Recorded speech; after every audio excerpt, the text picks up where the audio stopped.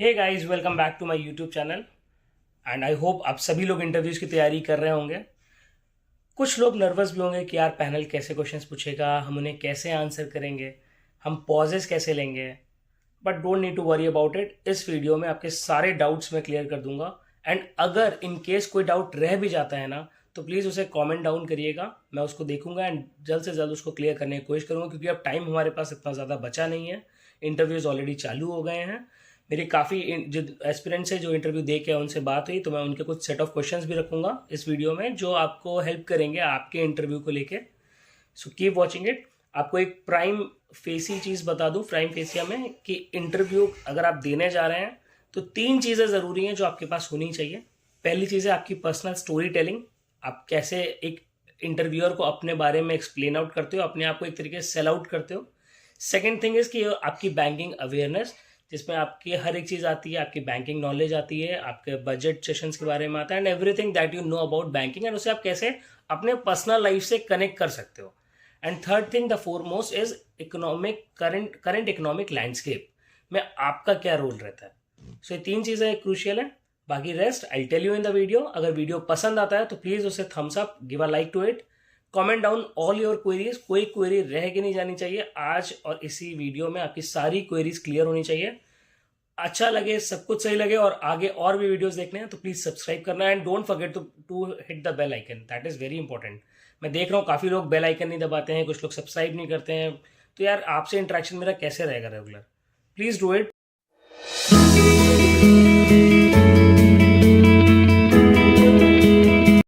These are basically icebreakers meant to see how you communicate and if your background aligns with a banking career. First of all, we'll start with tell us about yourself. For this question, keep this professional. Focus on your education, achievements, and why you are standing in front of them today. Second is why banking. These questions are specially for engineering or science grads. You must explain how your specific degree, for example, logical thinking from engineering, will benefit the bank.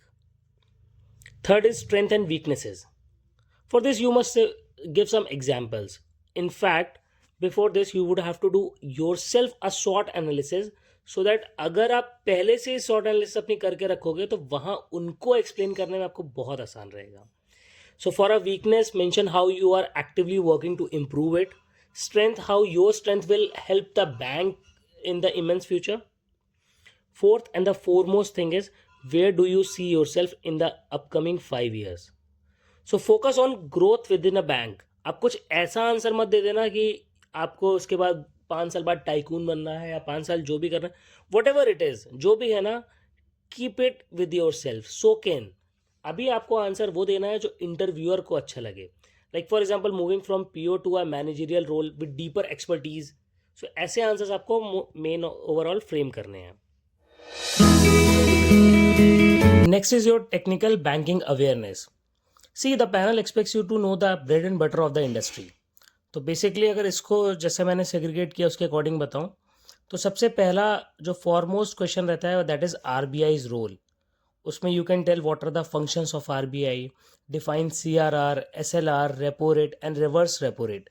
ये basic question होता है, एक तरीके से evergreen question है जो हर बार interview में हर साल पूछा जाता है। Second topic that comes in is types of accounts. ये भी एवरग्रीन क्वेश्चन है and this is every time asked. पहला, what is the difference between CASA, current account and savings account, and term deposits. I hope आपने इतना तैयारी करी है, आपको इनके बारे में डिफरेंसेस पता होंगे। थर्ड क्वेश्चन आता है digital banking. Just because we as a nation are shifting towards a digital nation, तो क्वेश्चन आ सकते हैं like explain NEFT, RTGS, IMPS and UPI. So and along with how is a check different from a demand draft. Plus NPCI की जितने भी नए amendments हैं, जितने भी नए उनके डेवलपमेंट्स हैं, नॉट अमेंडमेंट, डेवलपमेंट्स हैं, उन सबको भी आपको एक बार देख लेना है। फोर्थ, द फोरमोस्ट थिंग आती है that is NPA, non performing assets, कि क्या है ये, what are they and how do they effect a bank's health. आपको पता होगा US क्राइसिस के बारे में, अगर नहीं है तो उसके बारे में भी आप एक बार पढ़ के जाइएगा। Fifth is financial inclusion. Financial inclusion भी एक फोरमोस्ट इंपॉर्टेंट टॉपिक है, जिसमें आप डिस्कस कर सकते हैं स्कीम्स लाइक प्रधानमंत्री Jan Dhan Yojana, PMJDY and the role of RRBs, कैसे नाबार्ड फोकस करता है। प्लस एक बोनस क्वेश्चन भी आप लोगों से पूछूंगा मैं, क्या नाबार्ड एक मॉनिटरिंग अथॉरिटी है या एक सुपरविजरी अथॉरिटी है? या फिर क्वेश्चन को और मॉडिफाई करें, RRBs को मॉनिटर कौन करता है और सुपरवाइज कौन करता है? The third important is situational and behavioral questions. Basically, these test your temperament and problem solving skills. So सबसे पहला बात करते हैं, फर्स्ट इज हैंडलिंग प्रेशर। सो आपको काफ़ी सिचुएशंस ऐसे दी जा सकती है, जैसे सबसे पहली handling pressure. Suppose if you have a long Q of customers and your system Hanks, what will you do? Second could be conflict resolution. How would you handle a disagreement with a senior or a colleague? जो basically आजकल बैंकों में बहुत होता है। Third one is the angry customer. How do you calm down a customer who shouting about a failed transaction? Suppose करिए, आप ही सोचिए, आप बैंक में हैं कि कस्टमर है, उसका 3 करोड़ का ट्रांजेक्शन है जो फेल हो गया, उसको तुरंत उस समय भिजवाना है। वो आपसे अगर गुस्सा करते हुए आ रहा है तो आप उसमें कैसे रिएक्ट करेंगे? एंड सबसे, अगर इसका आंसर की बात करें तो सबसे बेस्ट आंसर ये रहेगा that you will offer him a glass of water. Initially अगर आपने ये बोल दिया, that is actually nice breaker, आपने अगर ये बोल दिया तो क्वेश्चन वहीं पे ही सॉल्व हो जाएगा। Always offer a glass of water to the angry customer. And the foremost question is ethical dilemma. What would you do if you found a colleague doing something unethical? आजकल banking frauds are a big question, and what would you do and how would you react? That is a major thing that you have to focus upon. The foremost topic that is current affairs and economy. Basically 2025 का ही context में आपको सवाल पूछेंगे, कुछ ऐसा नहीं पूछेंगे कि जो पहले के आपके ईयर्स में कुछ हुआ हो। लाइक मेंस में तो आपके आजकल क्वेश्चंस आ जाते हैं, ऐसा करंट अफेयर्स कहा जाता है कि एक इनफाइनाइट बैगेज है कि आप प्रिपेयर करते जाओ करते जाओ करते जाओ, एंड कहाँ से क्वेश्चन आ जाए डोंट नो। बट इंटरव्यूज़ में इन जनरल अभी भी क्वेश्चंस 2025 के कॉन्टेक्स्ट से ही आते हैं। एंड आई होप आपका प्रिपेयर भी होगा काफ़ी चीज़ें, क्योंकि आपने भी मेंस में करंट अफेयर्स दिया, एंड जिन लोगों ने नहीं भी दिया है, तो बेसिकली मैं कुछ चीज़ें आपको बेसिक टॉपिक बता देता हूँ, जो आपसे अगर आप उनको भी कर लोगे तो मोर देन, तो एटलीस्ट सफिशिएंट हो जाएगा, not more than sufficient but sufficient data हो जाएगा। So be ready to discuss topics that are currently dominating the news cycle.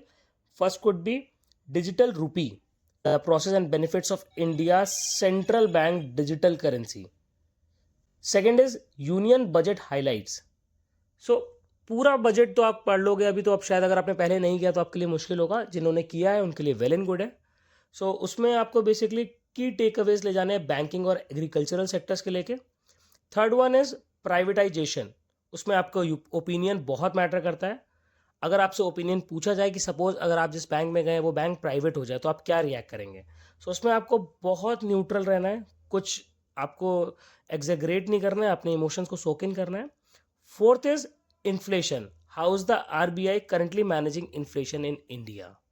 उसमें आपको प्रोएक्टिव और बैलेंस अप्रोच दोनों बतानी है। बेसिकली RBI का main focus flexible inflation targeting पर है, तो कैसे क्या चीज़ें कर सकती हैं, रेपो रेट का यूज़ कैसे है, न्यूट्रल स्टैंस RBI का विड्रॉल ऑफ अकोमोडेशन के बारे में, फूड इन्फ्लेशन पर क्या नज़र है, liquidity management and target range कितना है। आई होप उन सब के बारे में आपको तो आइडिया होगा ही कि 4% के आसपास रहे with a margin of +&- 2%, that is 2% से लेकर 6% तक रहे, जो RBI का मेन टारगेट है। तो इन सब के बारे में अगर आप एक नॉलेज रख रहे हैं, सो होपिंग कि आपका ये वाला सेक्शन भी अच्छे से चला जाएगा। अगर हम फाइनल क्विक टिप्स की बात करें आपके इंट्रोडक्शन में, तो सबसे पहली चीज़ है smile. Smile makes you look approachable, which is a trade bank look for POs। आप सोचिए, बैंक में अगर आपके कस्टमर आया, कस्टमर बहुत फ्रस्ट्रेटेड है, कस्टमर की चीज़ें रिजॉल्व नहीं हो रही, लेकिन अगर आप के अंदर पॉजिटिविटी है, आप एक पॉजिटिव स्माइल देते हैं, एंड मेक श्योर आपको इंटरव्यू में स्माइल करना है, पॉजिटिव स्माइल देनी है। आपको हंसना नहीं है एकदम चिल्ला के, और ना ही आपको एक ऐसी स्माइल चाहिए जो ज़बरदस्ती मार के बिठा के दिलवा दी गई हो। आपको एक पॉजिटिव स्माइल रखनी है।